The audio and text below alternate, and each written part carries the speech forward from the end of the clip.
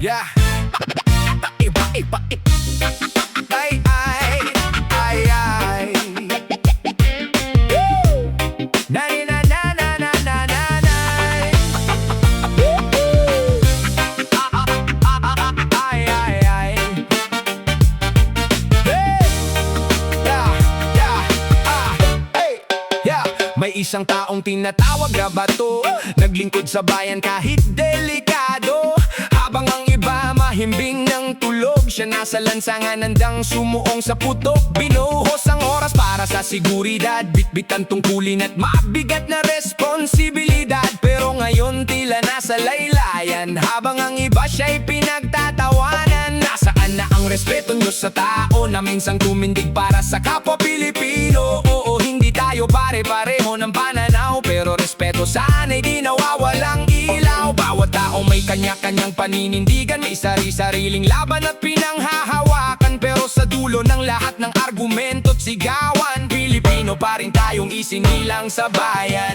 Hindi man tayo magkapareho ng paniniwala, respeto pa rin sana ang dala-dala.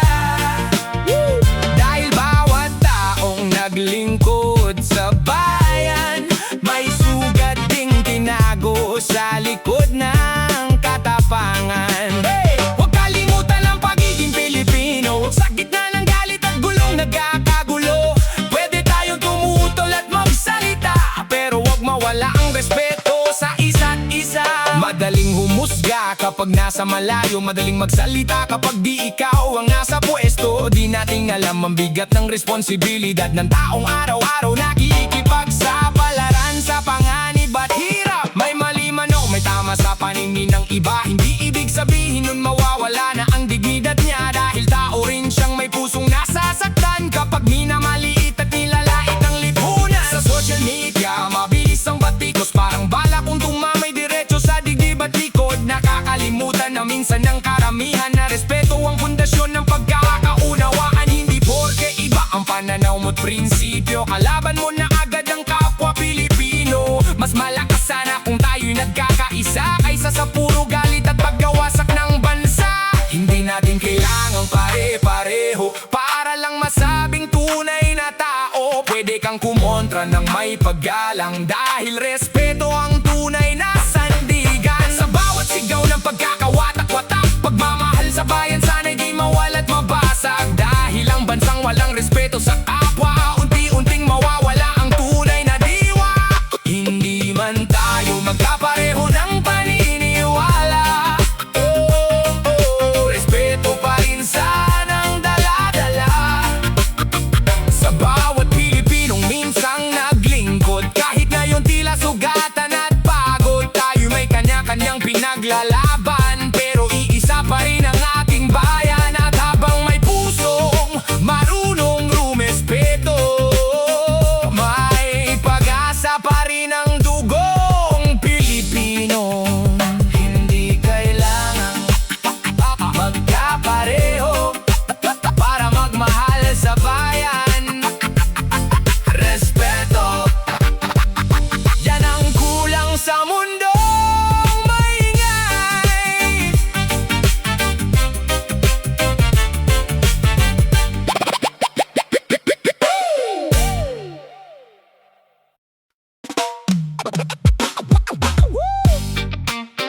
Yeah, yeah, yeah, yeah. Banit, banit, banit, banit, da-da-da. Hey, hey, hey, hey, hey, hey. Da-da-da-da-da-da-da. Oh, oh, oh. May habulan sa hagdan, bakit pinagtatawanan? Maraming komento, samot-saring usap-usapan. Hindi alam ang kwento pero lakas manghusga, parang bawat pagkakamali gusto agad ibaba. Sa social media mabilis ang paggalat, konting kibot mo lang pangalan mo ikalat. Mga matang nakatingin parang walang awa, kahit minsan sila rin ay nagkamali na. Sana'y matapos na ang kahihiyan sa bayan, yung respeto sana'y wag mawala kailanman. Mga taong minsan ding nagsilbi sa lipunan, ngayon tinatawanan na lang sa gitna ng daan. Bakit ba ang tao gustong manghusga kapag may nadapa, pinapabagsak pa? Respeto'y nawawala sa bawat salita, parang wala ng puso ang karamihan. Sinta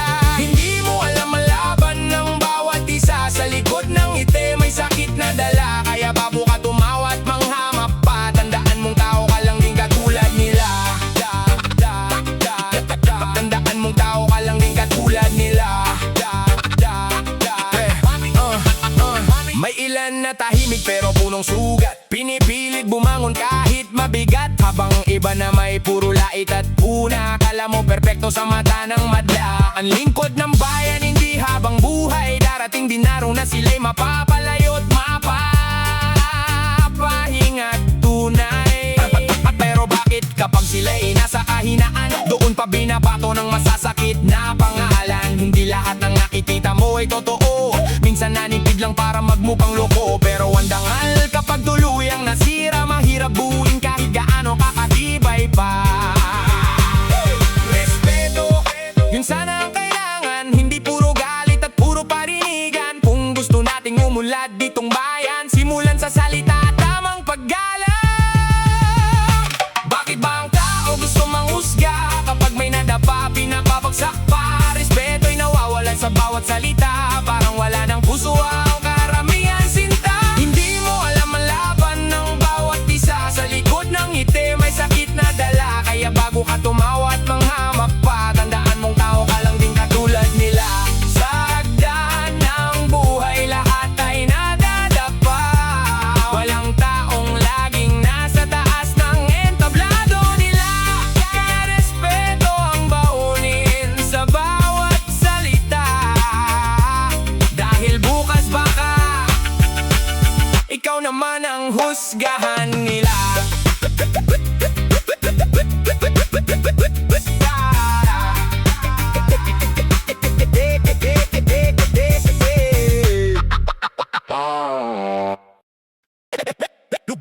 Dugo ng Pilipino.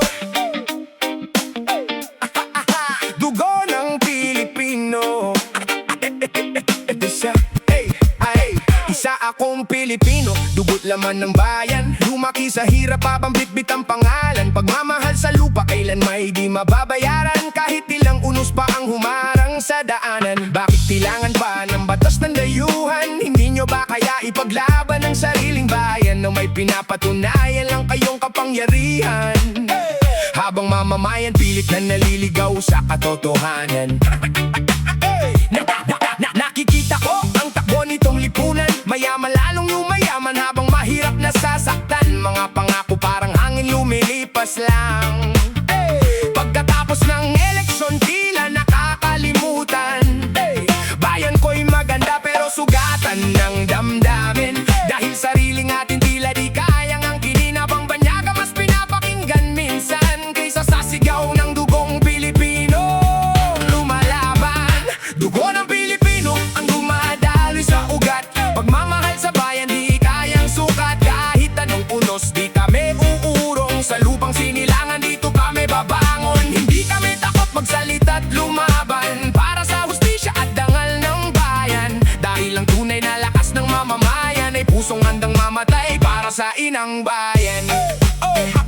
Hindi ko kailangan ng gintong korona. Basta makita ko lang ang bayan kong masaya. Mga kabataan may pag-asang sumikat. At di na kailangang mangibang dagat. Maraming bayani ang nagbuwis ng buhay para makamit natin kalayaang taglay. Ngayon bakit tila unti-unting nawawala ang tabang at dangal na iniwan nila? May batas naman para sa kapakanan, pero bakit tila may pinipiling pangalan? Kapag mahirap mabilis husgahan, kapag mayaman tila madaling takasan. Kaya ako'y sumisigaw para sa pagbabago. Hindi para sa sarili kundi para sa tao. Dahil ang bayan ay hindi negosyo lang, ito'y tahanan ng bawat Pilipinong lumalaban. Hindi sukatan ng lakas ng kapangyarihan kung puso naman ng tao ang nasasaktan. Mas matimbang pa rin ang pagkakaisa ng mamamayang may tunay na malasakit sa bansa. Bawat pawis ng Pilipino may kwento. Bawat sugat sa puso may pinanggalingan nito. Pero habang may natitirang pag-asa, patuloy kaming lalaban para sa bansa.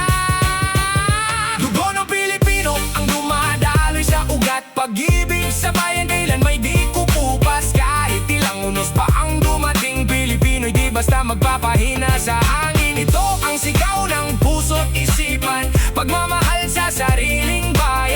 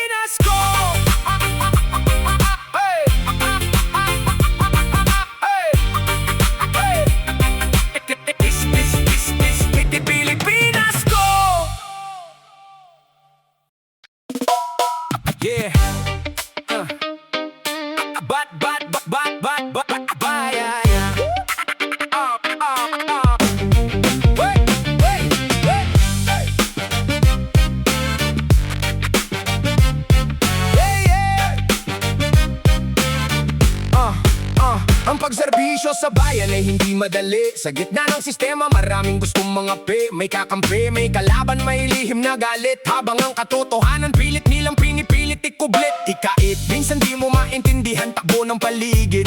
Bakit ang hustisya parang tulog at tahimik? May batas naman pero bakit parang bulag? Habang ang mahirap unti-unting nalulugmok at bagsak. Bakit batas ng dayuhan parang mas pinapakinggan? Habang batas ng bayan tila kinakalimutan. Sariling dugot lupa bakit tila inaapi? Habang dangal ng bayan dahan-dahang nawawagi. Mga lider nagsasalita parang may malasakit, pero sa likod ng ngiti may lihim na sakit. May ilan tapat, may ilan puro palabas. Habang ang mamamayan patuloy na naghihirap sa bukas. Nasaan ang batas ng bayan? Bakit tila di maramdaman? Kung hustisya'y para sa lahat, bakit may naiiwan? Paglingkod sa bayan ay laban sa gitna ng dilim at kasinungalingan. Pero hanggat may pusong lumalaban, di mamamatay ang sigaw ng bayan.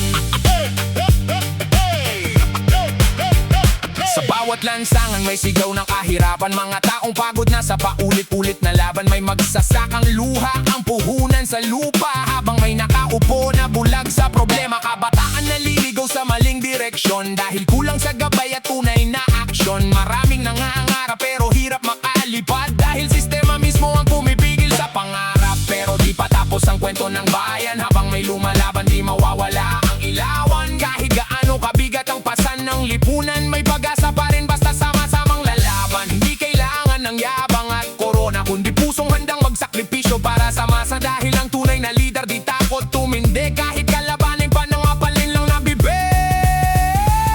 Hindi pera ang sukatan ng paglilingkod, kundi puso mong handang umabot sa bawat Pilipinong nangangailangan. Doon mo makikita tunay na kahulugan kung batas ay para sa tama at katotohanan. Bakit tila may pinipiling pangalan? Panahon ng gumising at